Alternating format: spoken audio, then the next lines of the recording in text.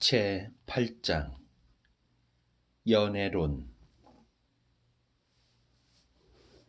15살에 기엔 학교를 졸업하여 철학 학사가 된 뒤 22살에 몽테뉴 성에서 동북쪽으로 60km 떨어진 페리괴 시에서 조세 법원 심의관이 될 때까지의 행적은 거의 알려져 있지 않다.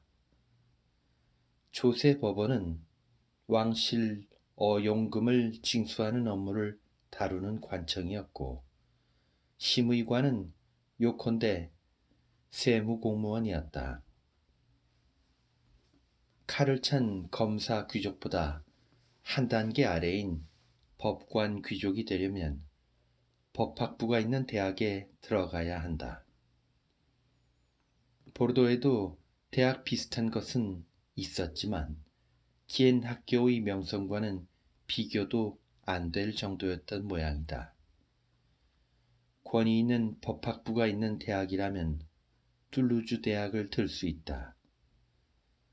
하지만 검사 귀족이자 보르도 부시장인 아버지가 장남 미셸을 처음부터 격이 한 단계 낮은 법관 귀족으로 만들려 했다고는 생각하기 어렵다.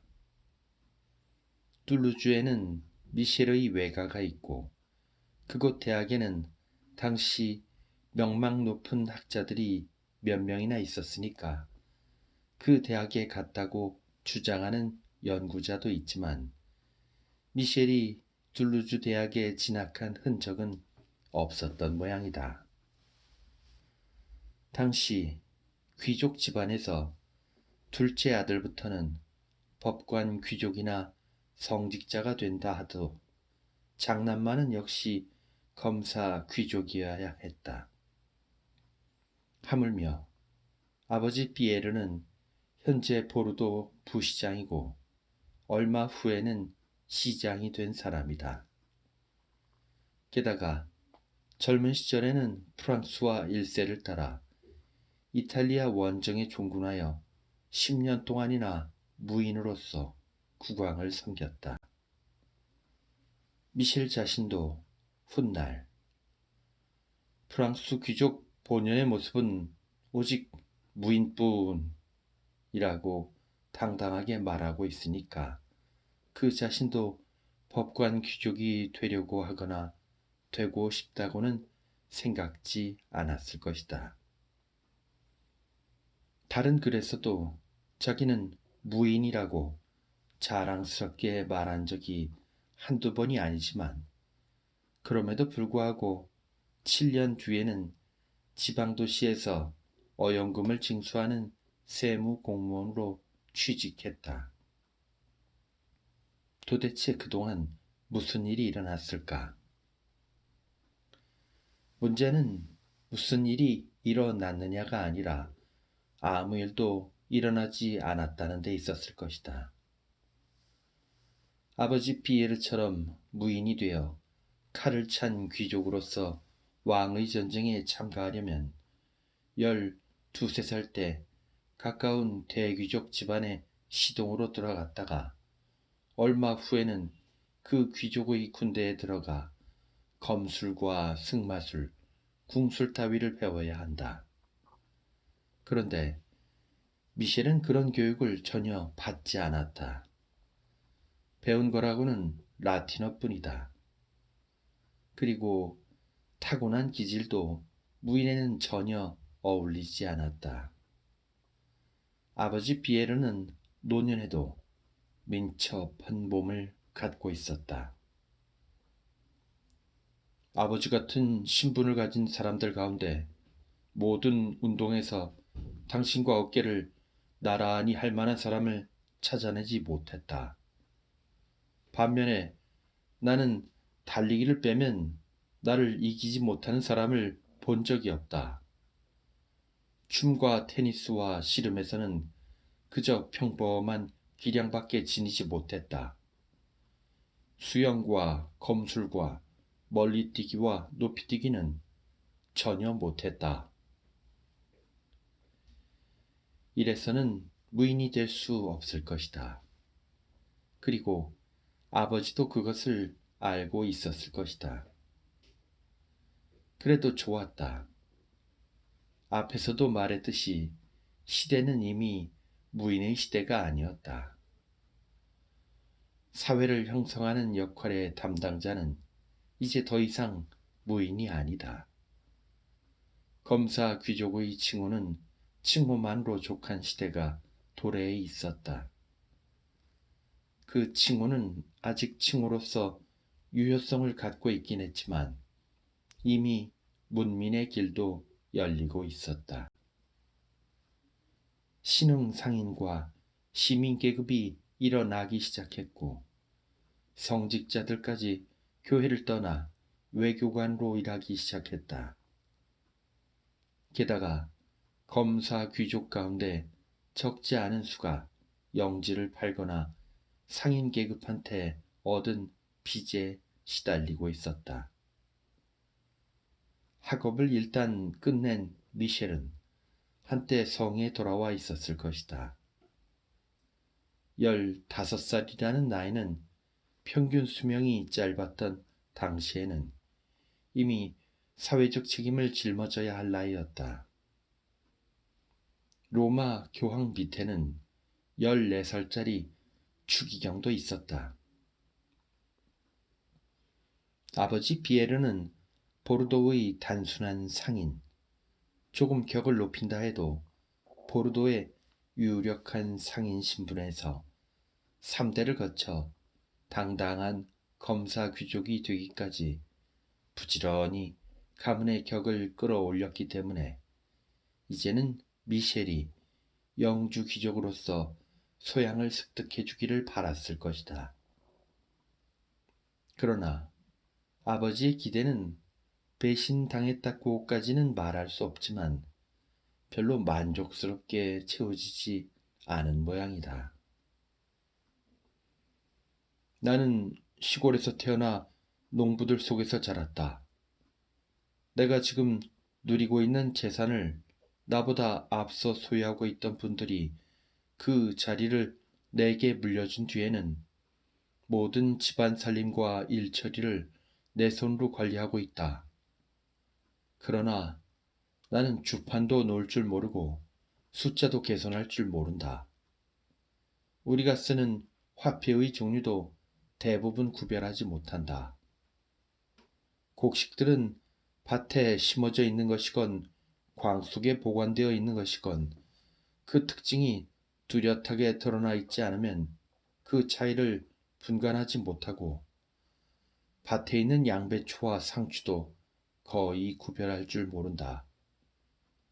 나는 가장 간단한 세간의 이름도 모르며 어린 아이들도 알고 있는 농사의 기본 지식도 알지 못한다.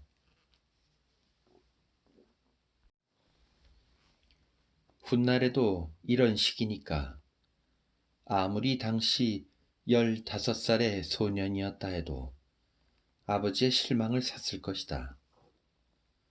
저는 한복판에서 자랐다면 아무 생각 없이 그저 멍하니 바라보기만 해도 하다못해 양배추와 상추 정도는 구별할 수 있을 것이다.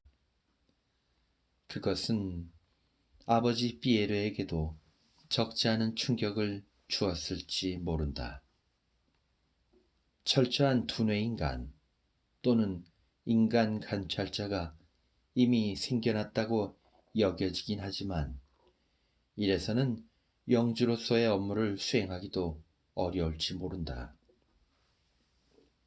여기서 위의 인용문에 나오는 우리가 쓰는 화폐의 종류에 대해 한마디 설명하자면, 당시 프랑스에서는 주요 도시마다 고유한 화폐를 사용하고 있었기 때문에 이건 어느 도시의 화폐이고 그 가치는 다른 도시의 화폐로 어느 정도에 해당하는지를 분간해야 했다.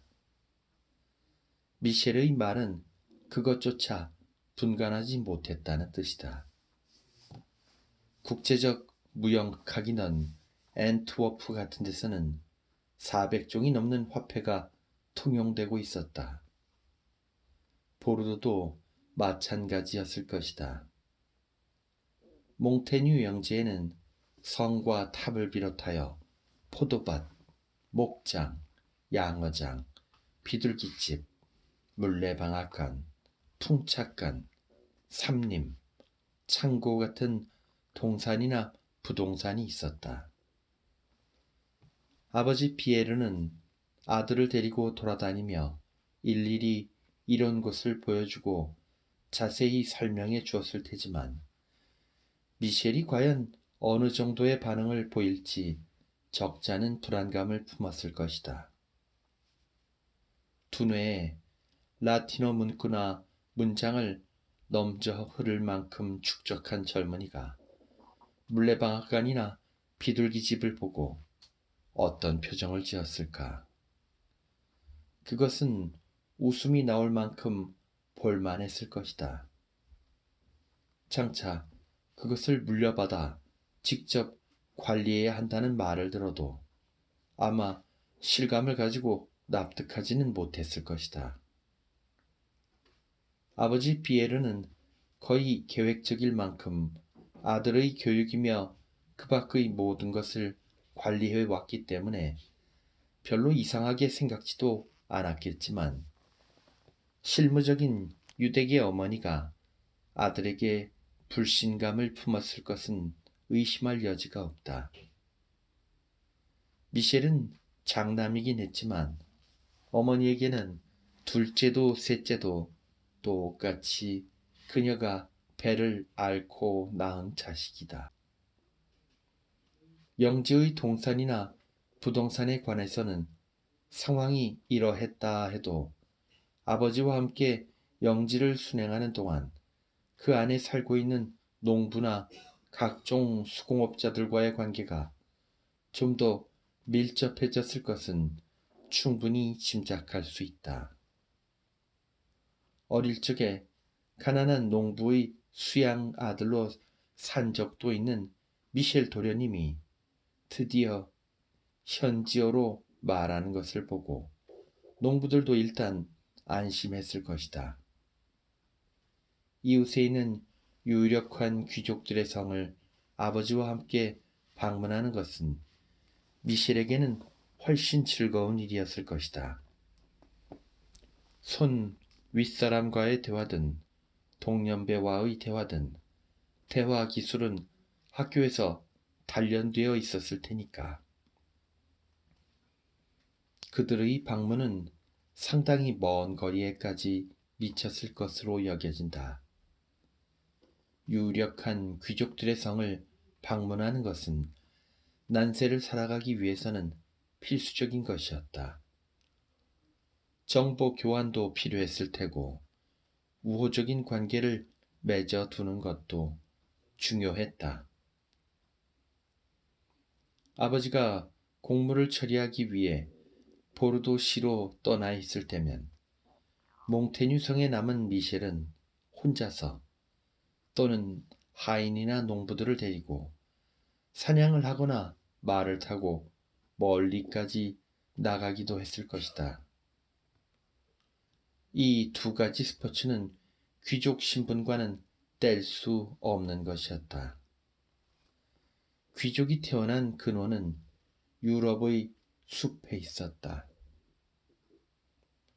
아버지로서는 아들이 영지나 집안일을 관리하는 일에 일찍부터 익숙해지기를 바랐겠지만 이것은 별로 성공하지 못했다. 그러면 미셸은 무엇에 열을 올렸을까? 그것은 지극히 평범한 것이었다. 예쁘고 정숙한 여성들과 교제하는 것도 내게는 즐거운 일이다. 설령 정신은 앞에서 말한 교제만큼 누릴 즐거움을 갖지 못한다 해도 여성들과 교제할 때는 육체적 감각의 비중이 훨씬 커지기 때문에 즐거움은 거의 같다고 생각한다. 그러나 이것은 조심할 필요가 있는 교제다. 특히 나처럼 육체가 중불나게 나서는 자는 더욱 조심해야 한다. 나는 젊었을 적에 이것 때문에 호된 꼴을 당했다. 그리고 절제도 분별도 없이 거기에 유혹당하는 자들에게 흔히 일어난다고 시인들이 말하는 온갖 광란의 고통을 겪었다. 적잖이 애두른 표현이지만 여기에 현혹될 필요는 없다. 여기서 알아낼 수 있는 것만 알아내면 된다. 다만 그 문체가 글쓴이의 정신상태나 판단의 방향을 나타내고 있다는 점은 잊지 않으면 된다. 미셸은 호된 꼴을 당했다라고 했는데 그 호된 꼴은 도대체 무엇이었을까? 나는 자신을 있는 그대로 보아주기를 바라는 사람이므로 젊은 시절의 과오를 솔직히 털어놓겠다. 공공연하게 몸을 파는 여자들과 접촉하는 것은 건강상 위험할 뿐 아니라 경멸감을 품고 있었기 때문에 나는 별로 즐기지 않았다.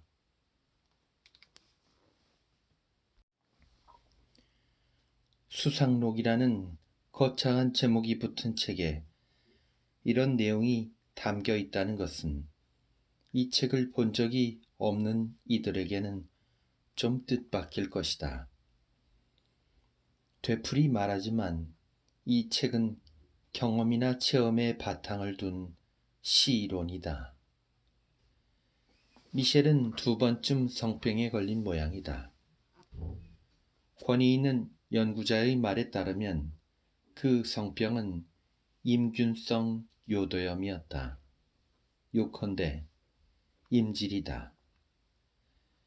공공연하게 몸을 파는 여자들과 접촉하는 것을 별로 즐기지 않았다 라고 말하고 있으니까 도대체 어떤 여자한테서 성병이 옮았는지는 모르지만 이 젊은이는 젊은이답게 상당히 종횡무진으로 행동하고 있다.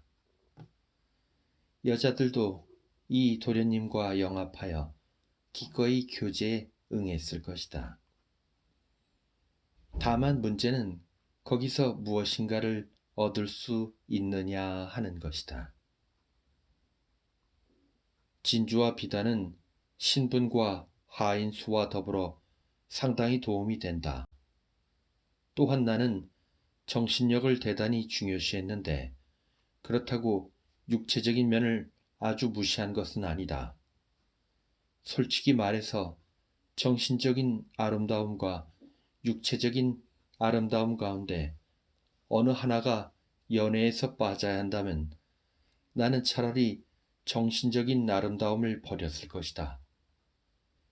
정신적인 면이 사랑을 보다 고상하게 해주긴 하겠지만 사랑이란 것이 눈으로 보고 몸과 몸이 접촉하는 것과 관련된 것인 만큼 정신적인 아름다움은 빠져도 되지만 육체적인 아름다움이 없으면 안 될 것 같기 때문이다.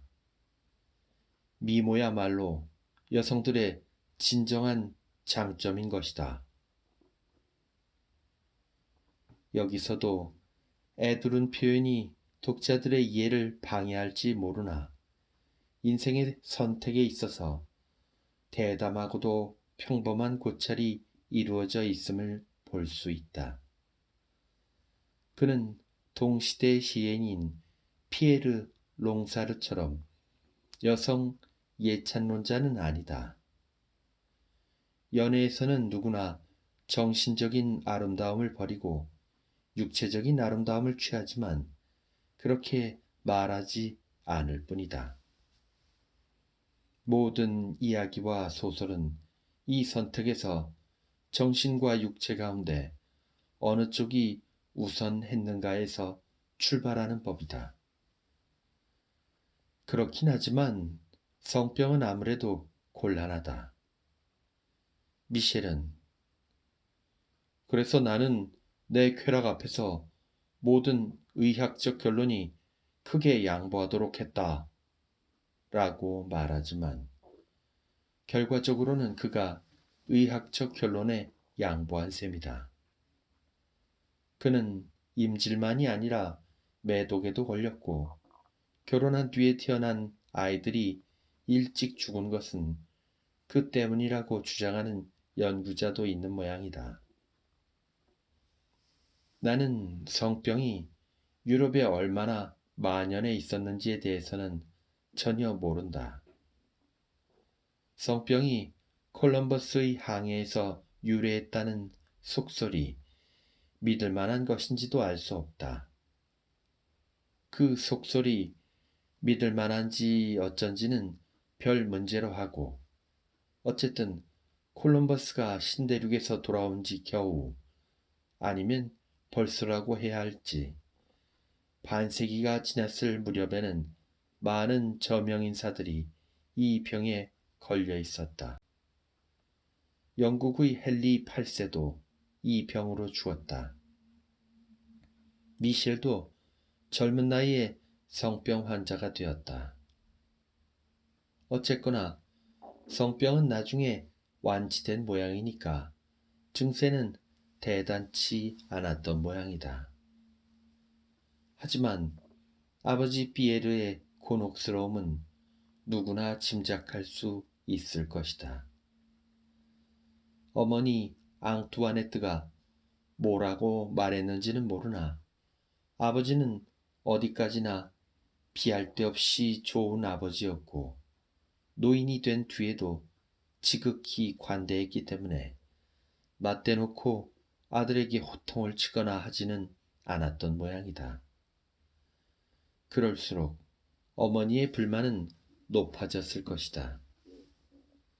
하지만 이런 미셸을 앞으로 어떻게 할 것인가? 아들의 학문적 재능은 기엔 학교에서 이미 평가를 받고 있다. 그렇다면 이때 아버지와 미셸의 눈에 자연스럽게 떠오른 것은 당연히 파리다. 시골 사람들의 의식에도 파리라는 도시는 날마다 등장하고 있었을 것이다. 파리에서 무슨 일이 일어나고 있는가? 파리는 무엇을 해줄까? 파리에서 어떤 법령이 내려올까? 파리는 세금을 어떻게 조정해 줄까? 언어에서는 라틴어 대신 파리의 프랑스어가 이미 공용어로 강요되고 있었다. 1547년에 프랑스와 1세가 세상을 떠나고 28세의 앙리 2세가 왕위에 올랐다. 왕비는 피렌체 출신인 까트린 드 메디치스였다. 파리로